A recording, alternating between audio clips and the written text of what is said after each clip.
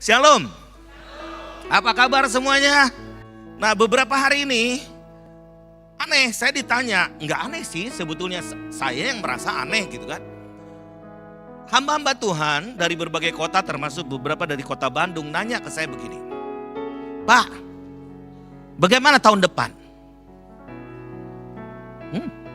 Kok nanya gitu kan? Saya bukan Tuhan. Saya juga bukan hantu.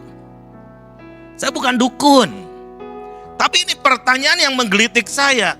Oh iya, saya baru sadar ini udah November. Jadi saya ini hamba Tuhan yang harus bisa mendengar suara Tuhan gitu kan. What will be the next? Karena segala sesuatu unpredictable.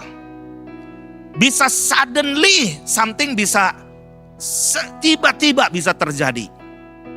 Serius nih, saya ngomong nih, itu firman Tuhan tuh jelas banget. Saya terkagum-kagum setiap baca Alkitab sekarang nih mengenai akhir zaman. Wow, tiba-tiba, suddenly. Ketika peristiwa Hamas menyerang Israel juga tanggal 7 Oktober pagi jam 6 pagi, tiba-tiba, nobody knows. Tapi efeknya sampai sekarang. Rusia menyerang Ukraina. Efeknya sampai sekarang 3 tahun masih belum selesai. Padahal dipikir itu kan kecil urusannya. Tetapi itu rentetan. Lalu saya jawab begini. Tahun depan adalah the season of joy and harvest. Apa itu artinya? Itu musim kita akan bersukacita dan menuai. Oh gitu Pak. Iya, tapi keadaan kok begini ya? Akan terjadi perang. Bukan akan terjadi, udah perang. Bukan akan terjadi. Terus ekonomi mungkin akan terjadi crash. Cuaca dengan global warming. Udah. Semuanya udah, bukan akan. Tetapi Tuhan punya musim. Karena ketika begini, saya bulan Oktober yang lalu, saya ada di Israel. Itu dalam keadaan perang. Perang! Makanya saya di Israel cuma 5 orang aja, itu orang Indonesia. Cuma 5 orang. Dan saya jadi pembicara di ICEJ, ya di Feast of Tabernacle. Itu International Christian Embassy, Jerusalem. Puji Tuhan waktu itu ada 400-an orang lebih hadir dari seluruh dunia. Dan itu dalam keadaan perang. Pesawat di cancel, kita beli lagi. Saking tekadnya gitu. Masa gara-gara pesawat cancel langsung pembicara kagak jadi kan gitu. Beli lagi. Kemarin juga saya miss flight Pak Daniel. Saya miss, ini dua-duanya namanya DP loh. Hari ini yang khotbah Pak DP yang mana? Yang asli atau yang KW? Yang asli itu Daniel. Ini Priandana. Karena orang Gajah Mada asli. Kalau saya bukan. Nah, ketika waktu itu saya melihat keadaan perang. Situasi urgent, emergency. Dan bisa sewaktu-waktu bunyi sirine. Jadi saya dengar terus ada sirine gak? Ada ambulans. Wah, oh bukan itu ambulans. Beda ambulans dengan sirine. Jadi kalau ada sirine itu punya waktu jedanya berapa? Coba waktu. Kalian tahu? Kalau ada sirine ngapain? Bukan panik. Bukan linglung, bukan jadi cilepeng. Tapi 14 detik kalian harus udah ada di safe room. Apa itu safe room? Bukan di dapur. Di dapur tuh gak aman, bisa meledak. Safe room itu tempat di mana satu ruangan, setiap rumah tuh punya ruangan supaya roket juga nggak bakalan nembus. Gitu. Jadi kita ada di situ. Pertanyaannya, kalau kita ada di toilet nggak ada alasan. Kalau tidur nggak ada alasan. Sekarang mereka tuh berjaga-jaga waktu itu ya. Mereka tuh kalau tidur tuh jadi bareng di living room gitu, nggak di kamar masing-masing supaya saling menjaga. Jadi mereka nggak bisa tidur nyenyak. Gak kayak orang Semarang gitu. Dan firman Tuhan katakan berbahagialah orang yang tidur nyenyak karena Tuhan berkati orang yang dikasihnya sejak lagi tidur kan. Makanya tuh diberkati semua tuh kan tidurnya banyak. Nah, tapi ketika saya di Yerusalem, saya pergi juga ke daerah-daerah. Kok ada tanaman-tanaman, buah-buahan, anggur, ada melon, banana. Wih, banyak sekali buah-buahan. Bahkan pekerja yang kurang. Terus saya melihat, Tuhan, ini luar biasa, tanah yang diberkati. Sepertinya Tuhan nanya, emangnya kenapa? Kan perang. Apa hubungannya perang dengan nanam singkong? Nanam jagung. Itu tetap bertumbuh. Gak ada hubungannya. Mau lagi pilkada, mau lagi pilpres, itu tetap bertumbuh. Dan Tuhan katakan, I have my own season untuk anak-anakku. Tahun depan meskipun gonjang ganjing, kerajaan-kerajaan digoncangin, ingat, karena itu Tuhan yang goncangkan. Supaya apa? Nyata bahwa kerajaan Allah tidak pernah tergoncangkan. Nah, ini baru hiburan toh, penghiburan. Dan kita percaya bahwa kerajaan Allah itu adalah firman Tuhan. Dan orang yang berdiri di atas firman Tuhan tidak akan katakan ini terus. Kalau enggak kita stres. Karena your words, kata-katamu itu bisa bahaya. Kemarin saya sebelum ke sini, saya pergi ke satu pengusaha. Saya miss flight besok. Kemarin tuh harusnya pesawat jam 6. Saya bangun setengah 6. Jarang tuh begitu. Gak tahu alarmnya yang gak nyala atau sayanya pingsan. Saya beli lagi tiket. Dan ternyata memang banyak maksud Tuhan. Salah satunya dipertemukan dengan seorang pengusaha di Jogja, di mana dia adalah seorang anak Tuhan. Kita kenal, sudah lama, dan dia katakan, wah, dia supply tenaga kerja ke Malaysia ditutup. Dia merasa stres. Kata saya gini, kalau ada satu pintu ditutup, ada pintu lain terbuka. Kalau saya ini lagi mencari pekerja-pekerja yang akan dikirim ke luar negeri sebagai misionaris. Enggak sekedar nyari dolar atau nyari ringgit. Tetapi orang yang diutus sebagai anak Tuhan, dia akan diurapi oleh Roh Kudus dan dia akan membawa kabar keselamatan. The good news to everybody. Amin. Jadi dia merasa, wow, bener juga ya. Oke, let's do for Japan. Let's do untuk Timur Tengah. Let's do untuk negara-negara lain kita adopsi.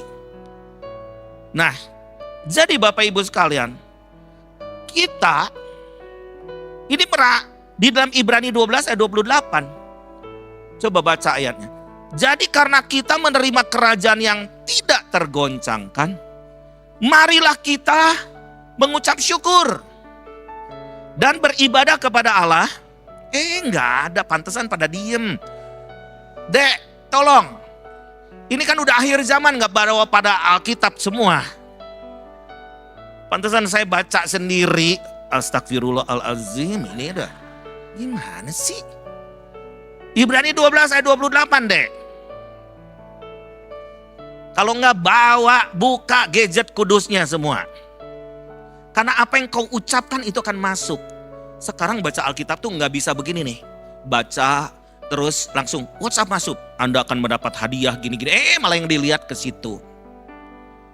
Jadi kita baca kalau bisa nih, banyak hal-hal yang mendistrak kita. Kita baca tuh dengan ucapkan sampai masuk ke telinga kita. Amin. Setuju? Ya apalagi yang stres. Ada yang stres di sini? Enggak, semuanya sehat. Oke. Nah, yuk baca 1, 2, 3. Jadi yang keras. Sekali lagi. 1, 2, 3. Karena kita menerima kerajaan yang tidak tergoncangkan, marilah kita mengucap syukur dan beribadah kepada Allah menurut cara yang berkenan kepadanya, dengan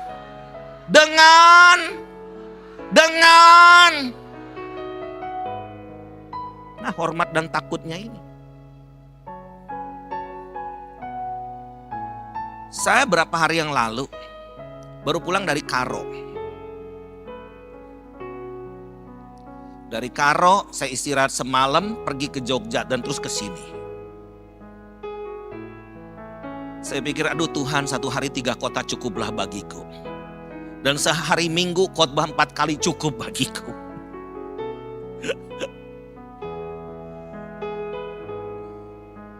Ada kita bikin seminar-seminar di berbagai desa. Para hamba-hamba Tuhan kumpul. Kita menginjil, kita gini, semua semangat lagi. Terus anak rohani saya, jadi ini cucu rohani lah boleh dibilang. Setir mobil. Tapi panggilnya Om, bukan Opah, karena masih muda. Terus dia Om, kita harus menginjil. Iya, waktunya gereja harus bangkit. Tapi Om, gereja pada lemes. Ini kepolosan anak nih perlu didengar nih. Dan Om tahu nggak, gereja banyak. Tapi di sini rating bunuh diri meningkat Om. Oh iya. Nggak heran di kantong Kristen banyak. Anak-anak remaja, pemudi yang mau bunuh diri. Gitu. Tapi Om, 2 minggu yang lalu ini teman baikku bunuh diri. What? Dan sekarang ada gejala. Beberapa di antara teman-temanku tuh mau bunuh diri. Oh my God. Aku jadi mikir. Kadang kita nih ya sebagai pendeta, orang tua langsung zat jawab ya gitu. Gak ngerti apa yang dimaksud. Langsung eksekusi gitu. I'm getting wiser, bukan getting old ya. Lebih banyak bijak sekarang mendengar. Kalau dulu ngotbahin dia terus. How's the situation? Bagaimana situasinya sekarang? Sampai dia ngomong begini. Di kampung-kampung Om, sekarang udah banyak yang cutting. Jadi pakai silet gitu. Oh my God, kampung. Kata saya, aduh tinggal di kampung jangan kampungan ya. Justru karena itu efek dari teknologi dan sosial media. Ini seperti black hole. Kok bisa? Ketika satu saat di satu kota besar di Indonesia, saya nggak sebutin ya. Satu anak yang dipulihkan karena cutting, dia udah benar-benar mau bunuh diri. Dia ngomong sama Pak Gembalanya. Pak Gem, aku udah pulih. Sekarang ini saatnya aku harus memulihkan teman-teman. Yuk kita bikin. Jadi bikin hari Minggu di sela-sela ibadah yang kosong itu. Siang ke sore. Tahu gak yang hadir 262 orang.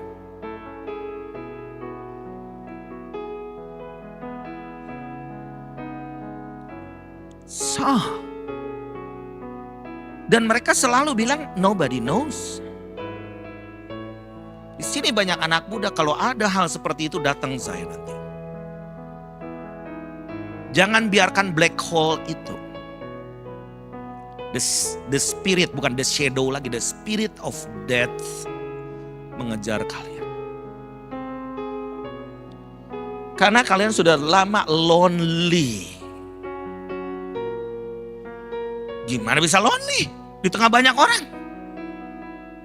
Saya minggu kemarin baru pulang dari Jepang. Coba ini baru pulang dari ini. Coba dari Jepang ke Karo terus ke Semarang. Di Jepang saya kita pergi ke satu gunung, Aokigahara namanya. Tolong fotonya. Ya, Dede ini smart sosmed, bagian mulmed ini ya. Jadi tahu apa yang saya maksud. Nih, Aokigahara ini sangat terkenal Bapak Ibu sekalian di dunia karena ini tempat bunuh diri. Dan rating tertinggi orang-orang yang bunuh diri ini ada di Jepang, di dunia, tertinggi di dunia. Apa-apa bunuh diri, apa-apa bunuh diri. Saya datang malam hari, oh my God, malam. Udah mas ceritanya begitu, jadi merindinglah bulu kudukku. Kita dengan 26 pendeta, sebagian pendeta-pendeta takut. Jangan nanti ada serangan balik gini. Loh enggak, kita mau memuji Tuhan di situ. Kita nggak nyari setan, nyari Tuhan kita. Jadi kita berdoanya, Tuhan, berikan kami kesempatan. Kita dengan orang-orang Jepang juga di sana. Bahkan orang-orang Brasil, misionaris di sana. Tuhan berikan kesempatan kepada kami Tuhan. Untuk kami memiliki bukit doa di sini. Supaya kami berdoa dan menolong orang-orang yang mau bunuh diri. Tapi di sini namanya Aokigahara Suicide Forest. Tempat bunuh diri. Angker, misterius. Semakin kita percaya, setan semakin suka. Tapi di situ ada seorang kakek namanya Yukio Sage. Tolong itu fotonya. Umur 80-an. Ini di pinggir hutan ini, ke sana tuh ada danau, ada tebing-tebing begitu, dan banyak remaja-remaja bunuh diri dari sini, tebing ini. Tiap hari dia itu penjaga, dia security di situ, dan dia punya kantin di situ, dia pakai terobong menjaga. Ada nggak anak-anak yang mau bunuh diri? Dan banyak sekali. Dari 100 juta lebih, 130 juta orang Jepang, dia benar-benar pahlawan. Dia datengin anak itu lalu dia enggak ngomong, bertobat, kamu jangan kiring. Enggak. Kamu mau minum teh? Iya. Minum teh sama aku, dituntun.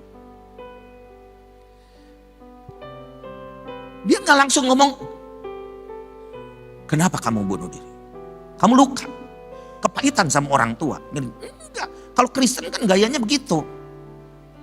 Tell me something, what is going on? Dia nggak makan, udah makan dong. Nah tidur ya, tidur di selimut, tidur di rumah dia yang sederhana, dan setelah itu besoknya anak ini nggak jadi bunuh diri. Dia udah nolong sampai 1000-an, sampai dia dapat surat dari seluruh dunia disebut you are my hero, kalian pahlawanku. Pertanyaan, kita yang udah diselamatkan lagi ngapain? Apa kita mau jadi korban? Atau kita mau menyelamatkan yang lain? Atau kita diam saja, berkati aku? Mujizat pasti terjadi bagi hidupku. Where is your position today? Aku nggak melihat banyak pahlawan-pahlawan muncul di antara orang Kristen. Di Jepang mereka berkata, kekristenan hanya kurang dari 1%. Oke. 1% udah 1,3 juta. Where are you guys? Hati Tuhan tuh untuk mana? Tuhan tuh melihat semua banyak domba-domba yang tidak bergembala. Apakah kita harus S3 dulu menolong orang? harus syaratnya ke gereja 1000 kali, absen, baru Anda lulus. No. This is end time. Ini udah akhir zaman. We have to wake up. Setan gak pernah diam. Nah, mari kita saksikan satu klip. Ini bagus yang saya edit supaya ini bisa berapa? 4 menitan gitu. Tapi ini awareness buat setiap kita bahwa dunia sudah berubah. Dunia sudah berubah. Ini bukan nakut-nakutin kita. Benar-benar kita justru di tengah kegelapan dunia, kita akan bangkit dan menjadi terang. Itu kata firman Tuhan. Amin. Tahun depan meskipun ada kegoncangan, ada krisis ekonomi, saya yakin bahwa Tuhan kita tetap eksis dan tetap memelihara kita, menjaga kita, memberkati kita, dan menguatkan kita. Dan saya yakin dan percaya bahwa Roh Kudus akan dicurahkan secara besar-besaran atas setiap kita. Amin.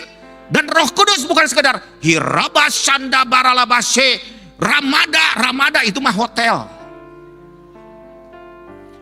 Ketika Roh Kudus dicurahkan atas dirimu, you must go. Go to your neighbor. Go to somewhere else. Go to the hospital. Nah, gitu kan. Kalau aku soal penginjilan sekarang lagi on fire deh.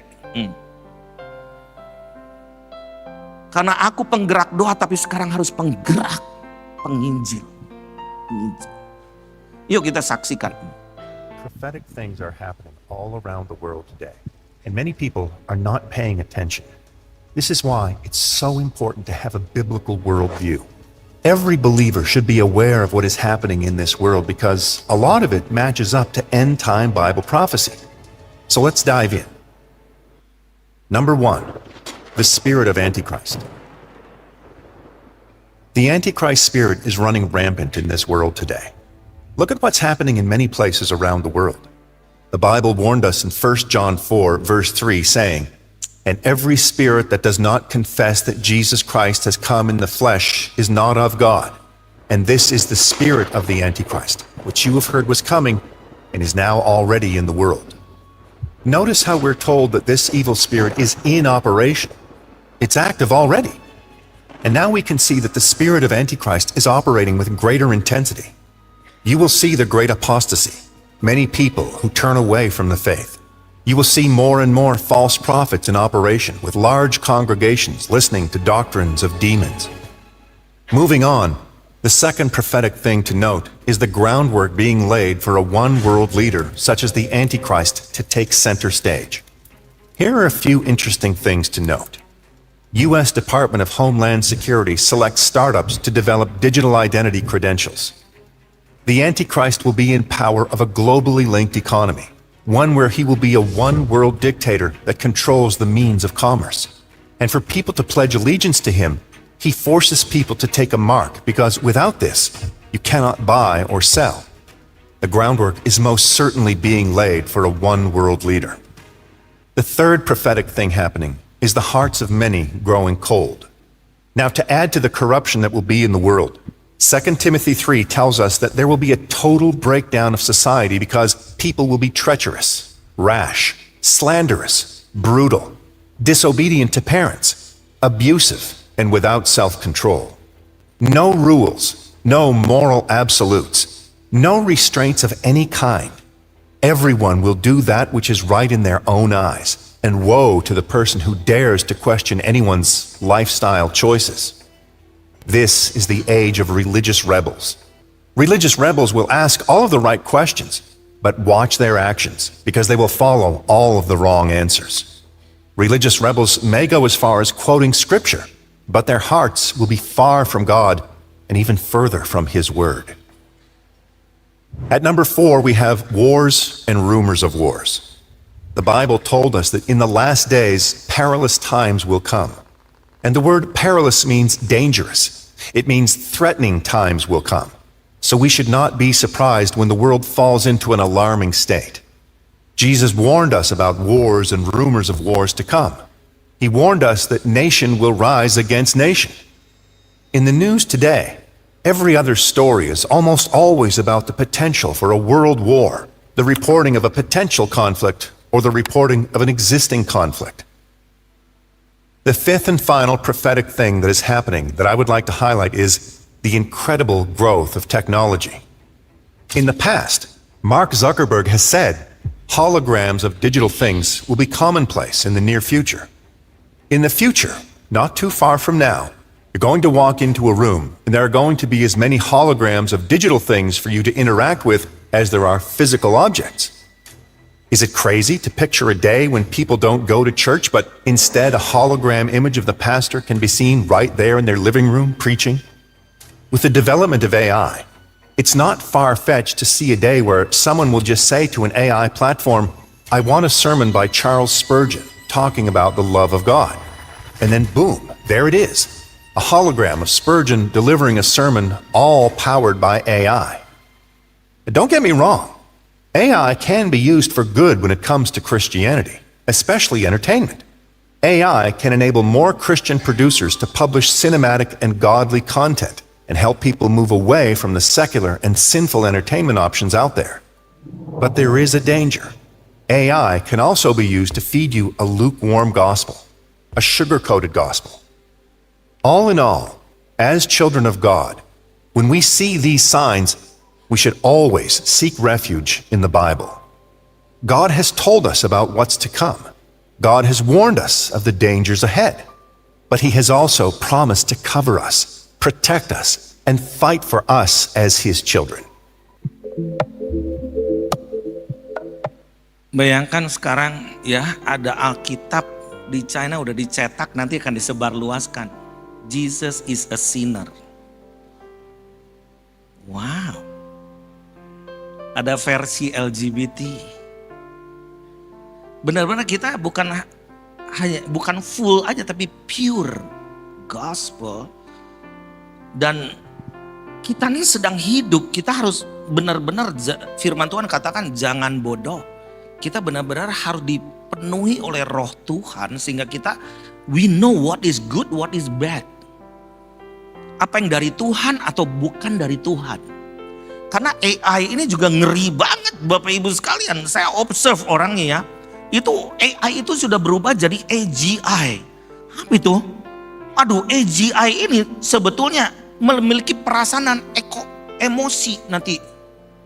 Dan lebih parah lagi adalah ketika nanti akan dirilis, itu yang paling gawat itu artificial super intelligence. 1000 kali lebih cerdas dari AI. Jadi nanti robot itu kan memproduksi robot sendiri. Dia bisa pakai kosmetik sendiri, pakai apa sendiri.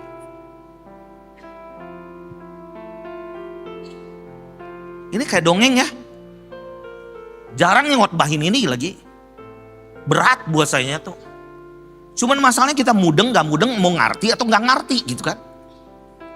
Nanti tahu-tahu aja nanti. Kalau di beberapa negara nih, sekarang pengkhotbahnya udah AI.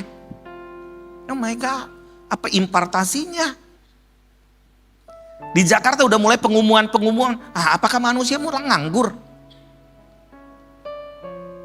Nah, jadi ini perbedaan manusia dan robot itu adalah apa? Kesadaran. Ada kesadaran, we have to aware. Nah, AI terbaru itu memiliki perasaan dan emosi yang membedakan antara manusia roh yang memiliki tujuan. Katakan tujuan. Jadi Kristen kita harus punya tujuan. Nah, goal setting kita adalah bagaimana menyelamatkan dunia sampai 2033. Billion soul harvest sebelum ya depopulasi aja lagi jalan nih, udah berjalan. Karena isu pangan, global warming, materi saya nggak bakalan selesai. Saya akan continue terus berseri aja. Karena too much. Jadi ChatGPT, saya memperhatikan nih anak-anak muda udah mulai nih. Apalagi yang sekuler. ChatGPT, oh my God, itu bisa jadi penasehat, counselor buat kita loh sekarang. Gimana menurut kamu hari Minggu? Kamu hari Minggu akan baik-baik saja. Kamu gini. Dan bicara Tuhan lagi. Karena tahu dia kita Kristen. Tapi pelan-pelan itu kan menyesatkan. Anak-anak yang terus dengan komputer terus connect terus. Gimana mau ngobrol dengan orang tuh ngobrol juga begini terus. Ya Ma, ya Mi.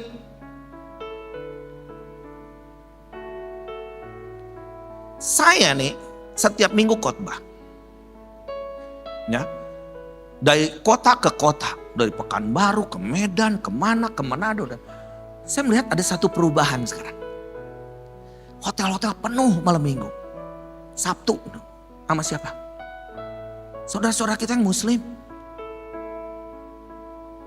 Kalau breakfast tuh, oh my God, tadi aja penuh. Mereka namanya staycation. Terus saya nanya, ini maksudnya gimana? Ya namanya staycation Pak. Soalnya kapan lagi dengan anak? Nah Sabtu Minggu kita sibuk, super sibuk lagi. Kapan kita bisa berkomunikasi dengan mereka? Jangan mereka menjadi lonely community. Geoffrey Hinton, dia pencipta AI, justru dia keluar dari Google dan mengkhawatirkan karena perkembangan AI ini keluar dari konteks dia dan AI bisa memajukan umat manusia tetapi akan membinasakan. Karena ini just too much, go too far daripada plan dia. Nah, Bapak Ibu sekalian, itu peperangan. Saya melihat Putin udah mulai ngancam dan mulai nih nuklir. Oh my God. Udah deh, kalau mau lebih jelas lagi ada di YouTube saya, nuklir apa segala macam, Iran ada nubuatan. Udah nontonnya di YouTube saya, subscribe. So too much. Kalau di gereja saya khotbah yang begini, too much. We have to aware. Sebentar lagi kan gelap. Tidak ada orang satupun yang bisa bekerja. Yesaya 42:6, aku memanggil engkau untuk maksud penyelamatan. Maksud penyelamat itu maksudnya apa? Ada nggak seperti Yokio Sage di Jepang itu yang hanya duduk dengarkan. Dan berkata I love you. Saya waktu itu di Turki. Saya mau dilemparin batu. Are you Christian? Karena mungkin muka Kristen udah ketahuan dari senyumnya aja udah ketahuan.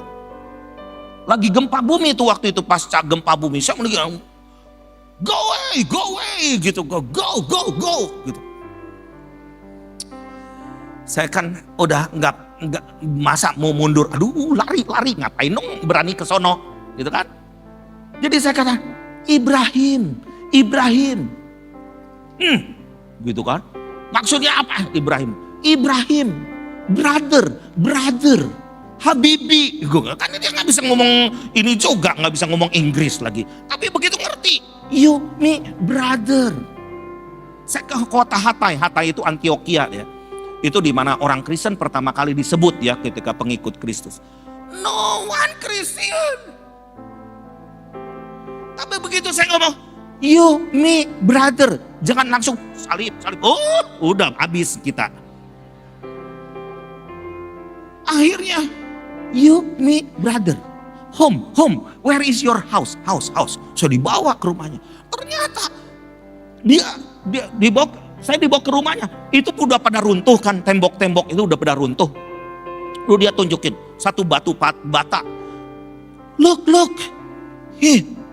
Saya nggak ngerti, itu ada bintang Daud. Oh Masya Allah, kata saya bukan Yahudi. No.